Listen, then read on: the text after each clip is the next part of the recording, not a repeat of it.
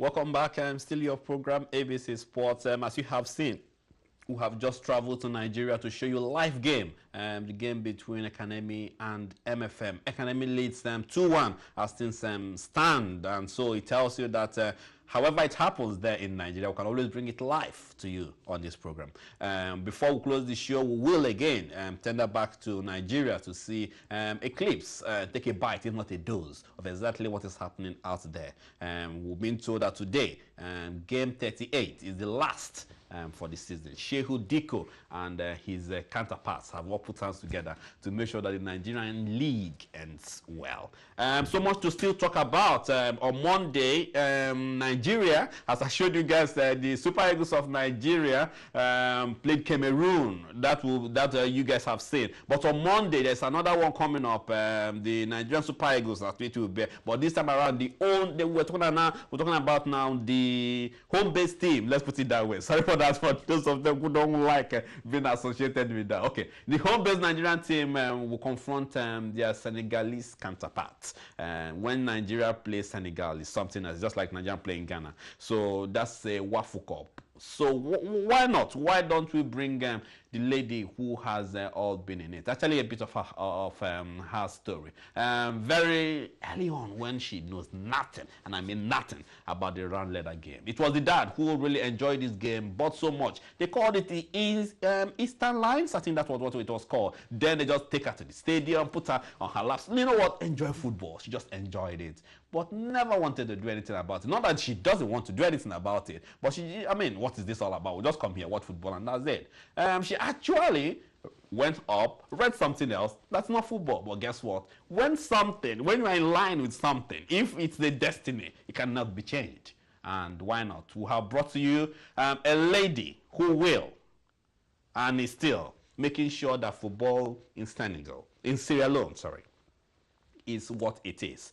No one gave her a chance. On the first day, she said she wanted to run as the president, but then again, she came out shining. They're still complaining, but yes, she said, forget the complaints, let's do the job.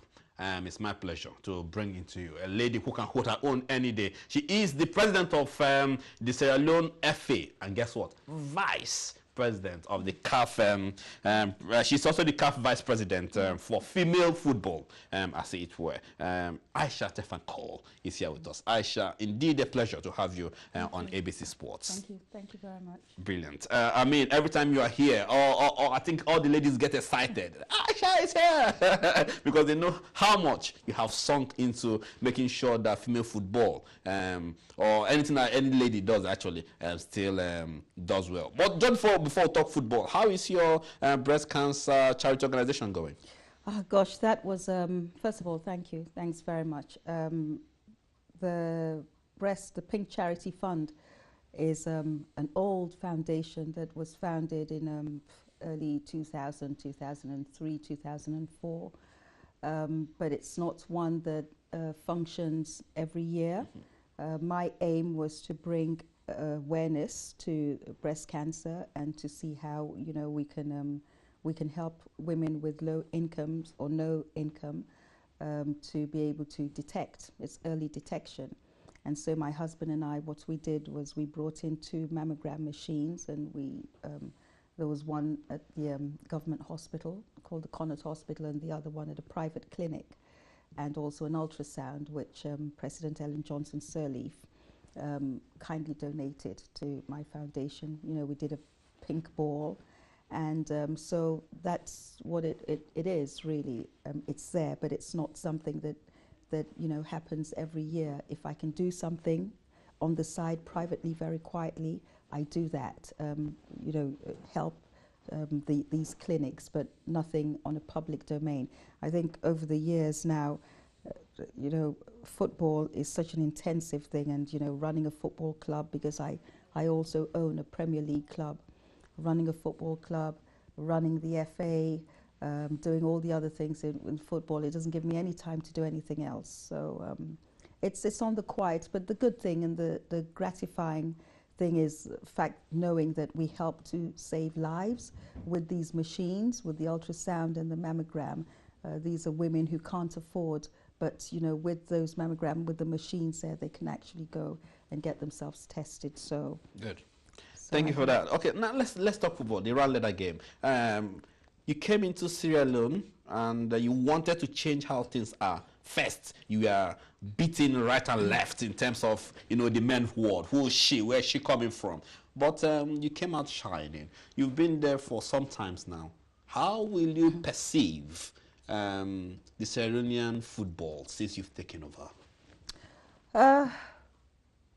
I think it is a shame that when people Google or they read and they listen to what is going on in the Sierra Leone Football Association, or Sierra Leone football as it were, before the positives they hear and they see and they read about the negatives. That's really unfortunate, because the fact of the matter is that we have a pool of very, very talented players. We as a nation, we've gone through a lot, the civil war, the Ebola, and all sorts, and the economic crisis, but yet still, with very little means and the structures not being in place like many other countries, we're able to rise above this, and we're able to hold our own when we participate in the African nations, past and present, but even in the past when things were really dire. It'd be hard for people to say that this is a team that doesn't have, all the necessary things that the others have, the structures. So it has been very difficult. Now, whether this is a gender bias, whether it's sexism, whether it's, corruption, what have you, bad governance, everything, which it is, it's sad. But you've said one thing, that I'm here to get a job done, and I'm not here to be liked. I'm not in a beauty contest, and I'm not in a fashion show. I'm in football, and it's very much a male-dominated world where people aren't really in there to be liked. They're in there to get a job done. So that is what it is with me. It's unfortunate that, yes, there are bad stories, unfortunate stories, very much, oh gosh, this is Africa all again, the typical kind of stories that come out first. And it shouldn't be like that. It should be this small West African country that has seen its fair shares of woes and problems. They've got a thriving football industry, and I'm extremely proud of my boys. I'm extremely proud of what we're doing on all levels, not just the first team, our under-20s, our under-23s, even with the under-17s, the female side. It is a country that is rising above the odds, and this is the kind of story that I hope, and I'm really, really pushing, will come out instead of the not so pleasant ones. Okay, it's still your program, ABC Sports, here with the FA president of Sierra Leone, of course, the vice CAF president for female football. Actually, I'm an executive member of CAF. And I'm the chairman of the Women's Committee in CAF. So things have changed. You just keep wearing the new crown on. Is that what it is? So okay, so permit me wrong if I've got it wrong. Please, I'm going to open the line for now. I will only take few calls. I know too well that plenty of you wants to make comments and send your questions in. I get all of that. Please remember, if you can't, Twitter or Facebook we do, and I will pick one or two up. But then again, the lines will be open for some of you to talk to her at this point. One or two calls, please, because of time. Okay, I know when you came in, one of the things you wanted to do was to make sure that the Sierra Leonean football team get to the Nations Cup. Mm-hmm. It has not been as smooth as possible. What's the problem? Well, again, like I said earlier, when I came in, I've done my 4-year term, which has now come to an end, and hopefully in the next couple of months we'll be going to Congress, with maybe me vying for a second term, or maybe not vying for a second term. Just before you raise that story, before you answer that question, you just say maybe. Are you not sure of what you are capable of doing anymore? Well, put it this way, it's not the priority right now for me, whether I'm going to run or not. The fact is that, Sierra Leone's football, the status quo is such that it needs somebody that's strong, stronger than I am, or just as strong. It needs somebody with the same vision, or even a stronger vision. It needs governance. It needs good governance. I mean, the fact of the matter is that the way FIFA is now and the way football is going now, there's so much money in football, so much potential also for our footballers, our young generation, that it is very easy for people to blur the lines and get onto another track, another trend. That is not to say that Sierra Leoneans must be perfect. Nobody's perfect. But the fact of the matter is we've got a vision. I have a vision. And it's that vision, and it's that passion and that vision that got me into this 4-year term. And that is what I would like to see continue, whether it be me or the next person that's coming in. So it would be good to see that this is what happens. But back to what you asked earlier about why have we not qualified. Well, we didn't qualify, like I said to you. We had the Ebola epidemic. That took 2 years away from us, and not just football, everything else almost came to standstill in Sierra Leone. So you can imagine that with football already it was fragile, and then comes Ebola, no football playing in the country, none whatsoever. And okay, fine, we were lucky enough to be able to push. I was very strong in ensuring that we still stay in the game. We had people in Sierra Leone, a lot of people, be them my detractors, be them people who had just given up, to say that why should we stay in the game? We have Ebola after all. But so what if we have Ebola? That does not disqualify us. That should not stigmatize us. So I had no government support whatsoever. So we had to rely on the funds that we had and my goodwill and sponsorship from the company that my husband was heading then, the cement factory.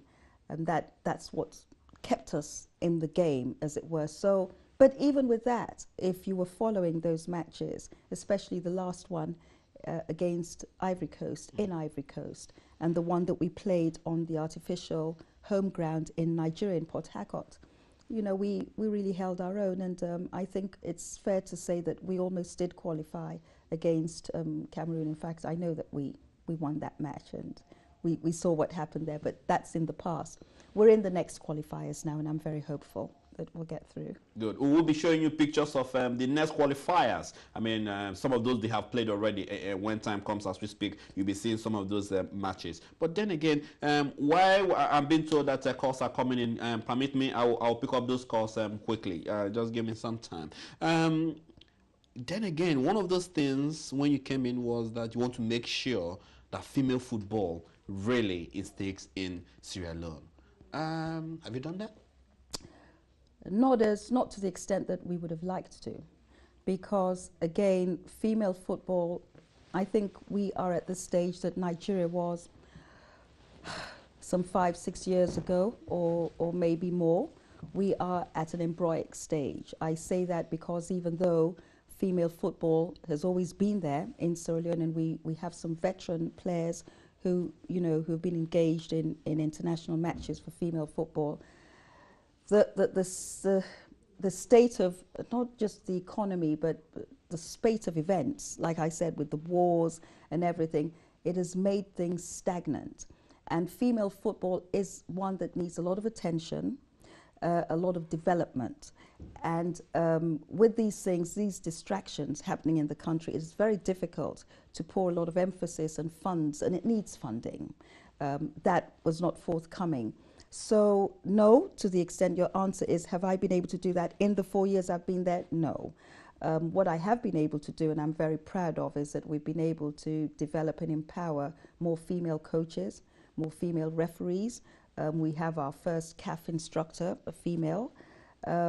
We've got our under 20 up and going. In fact, we had our first international friendly against Morocco just 10 days ago with a 2-1 to Morocco result, which I think is a big win for us compared to the results like 10-0, 9-0 that we're used to having in the past. So we've got our first female national league that has also started in Sierra Leone. So all of these things that was you know, we didn't have in the past, we're trying to develop. And, you know, being in the CAF executive and in the female committee, I think I have now a massive commitment and a duty to develop and promote female football on the African continent, how the rest of the world perceives Africa and African women in football, and how we as African women folk perceive women in football on and off the pitch. So it's going to be some very challenging times ahead and years ahead, and I'm looking forward to it. Good. While you were speaking, I get that notion that you want to compete for the next election. But let's hold that thought. Let's visit those who have been watching and see what they make of you being in there. Joining us on the program, I'm being told we have Paul on the line. Hello, Paul. Welcome to ABC Sports. Hello. My name is Paul. I'm calling from London. I quite enjoy your show. Thank you. Thank you very much. I appreciate what you're doing. Yeah. Thank you. I'm happy to have the chairman of the Sierra Leone. She is the president of the Sierra Leone FA. You have your questions. Thank you, Paul. Bring it on. Yeah. My question is, I want to find out from the young lady what Sierra Leone is doing with, though our heart and prayer goes to the people of Sierra Leone with regards to the landslide mud a couple of weeks ago. What is her post as the president of FA doing to help the young people in Sierra Leone affected by this landslide to come back into football activities in Sierra Leone? All right. Thank you, Paul. Thank you. All right. So you get that question? Yes, okay, I did. go on then. Okay, thanks, Paul, for that. And thanks for your best wishes. It's a very unfortunate situation. As from the FA side, it's difficult when these things happen. You've got to be very careful how you come in and what you do. When the Ebola struck, actually it was the FA that was the first to give the government of Sierra Leone some money. And that was because I went to see President Blatter at the time, and this was when Ebola was at its very early stage. And he didn't know what it was all about. I didn't know what it was all about, but there's something called a Solidarity Fund. And he gave $50,000, which I took to the government, and we actually gave it to UNICEF, because they are good with, they know firsthand how to handle these kind of mass pandemonium situations. So we did that, and we engaged the market women, you know, hygiene, waters, toilets, building. That's what we did. Now, in the case of the mudslides, this is a tricky one, because you have to understand that, again, if I am to do anything of any magnitude or something that is really worth it, everything is worth it. Anything at this stage is worth it. But something that is really sustainable, I would have to go back to FIFA, and I have done so. But I'm somebody, I don't like to say much until it's actually happened. But there is a program that we're trying to put in place. I've just come back from Zurich, and that was on the table. We discussed that at length, and they've got a development committee, and they've actually sat on it. They've looked at it, and it is positive. So once we get to the next stage, it's a matter of, if we give you funds, or if we give you government funds, what do we do? You know, you just don't give money, because everybody's giving money now. And where is it going? We would like to see, and FIFA would like to see, that once they give money or give support, it goes to somewhere that you can say, this is what we did with it. We did with it, and you know, and this is how we're going to help. And it's a structure, whether it's a structure, whatever it is, everybody can see it, and it's something that's sustainable, and it is transparent above everything else. So Paul, just keep your ears on the ground, and we'll be telling Ben, but very soon there will be an announcement. You will see what it is with FIFA's support that the FA is doing, but we are going to do something. Good. As I said, from your initial statement, it simply means that there is this part of you that still wants to return and complete perhaps what you haven't concluded. What are those things you could like to conclude that you haven't finished yet? Gosh, you know, I don't think there will ever be an end to what one can do. If you're really passionate about something, you die loving that thing or that cause, and you can never do enough. My entry into football was through youth football. I have a premier club called FC Johansen. Very fine players. In fact, some of the young up-and-coming boys that you see in the first team are from FC Johansen. It's a 16-year-old club. So my coming into the presidency was in the hope that I would replicate what I did with FC Johansen, i.e. youth empowerment, i.e. Education and football, to see more footballers getting engaged in education as well as the football. I would like to see women's football grow at a pretty appreciable stage. I would like to see our women, our young girls, engage in something outside of the football.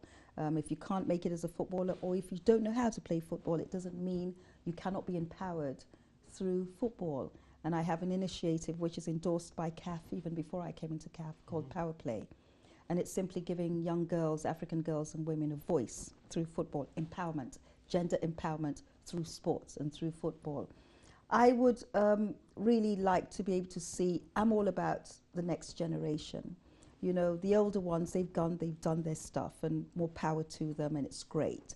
But what about now? What about the now kids? What about the kids that come after the now kids? You know, we have got to be able to know that whilst we are in, as leaders in position, we have to be able to set the foundations and set the pace and set the way for them. So there's a lot that I would like to do, but I know that I could never finish doing what I would like to. So that's why I say that if it isn't me, whoever else comes in, it would be nice to see that my vision, my efforts are being carried on in the same manner, or an even better manner, at an even greater pace. Because really it's not about Isha or what Isha does or what Isha would want. It's really about the country and about our next generation or the future generation. Good.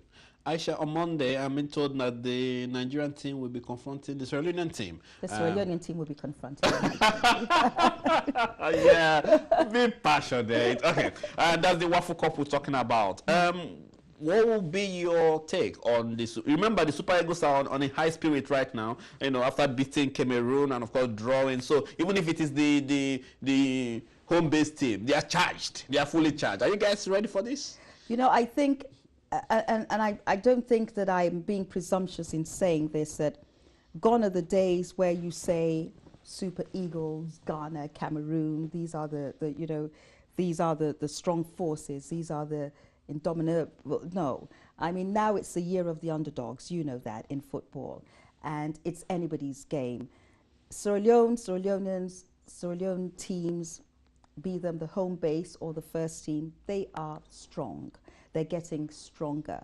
Whether it's born out of that desire to prove something, because again, I emphasize, we do not have the structures, we do not have the kind of money, we do not have the kind of exposure.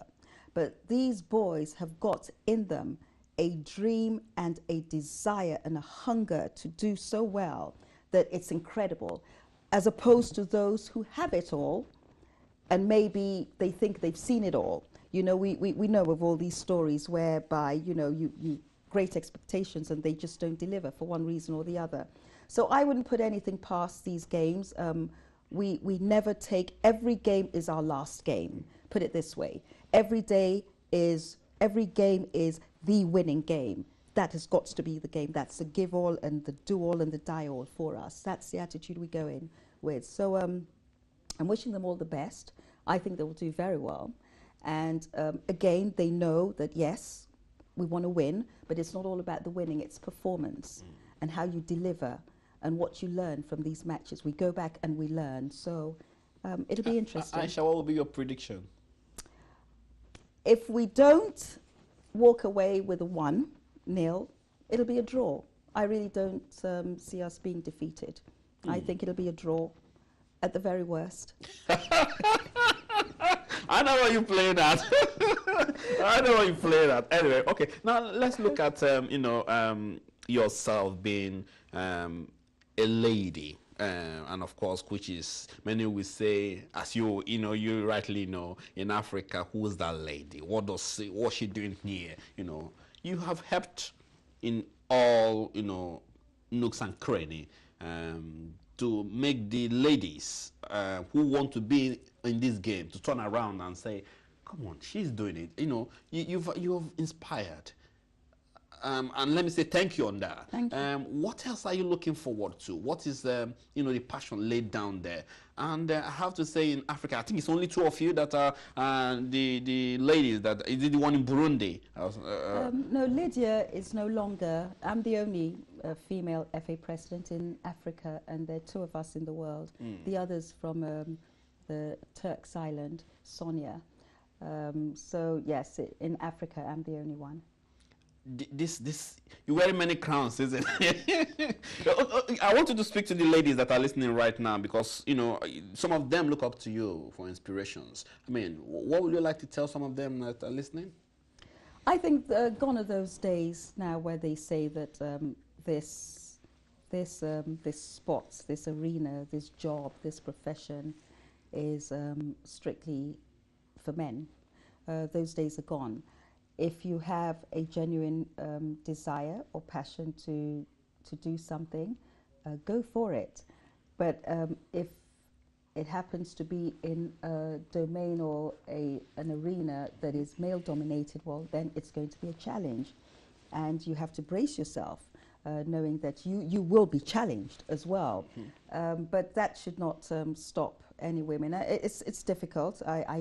I'm not going to kid any woman in saying, oh, it's nothing, just go and ride with the game. No, it's very, very difficult, and you find yourself really having to prove yourself 10 times more than any man, which is unfortunate, but it is what it is, and hopefully things will change, the perception will change, and the perception's changing slowly. And some of us, I'm now resigned to the fact that some of us women like myself, are the pioneers to break down these barriers, and it means that it is an enjoyable ride for us, and there's a lot of pain, sweat, emotional challenges which we all have to go through to make it happen for our women, for our sisters, for our daughters. And I don't mind doing that. Like I said earlier to you, it depends on why you are in this job or in a job.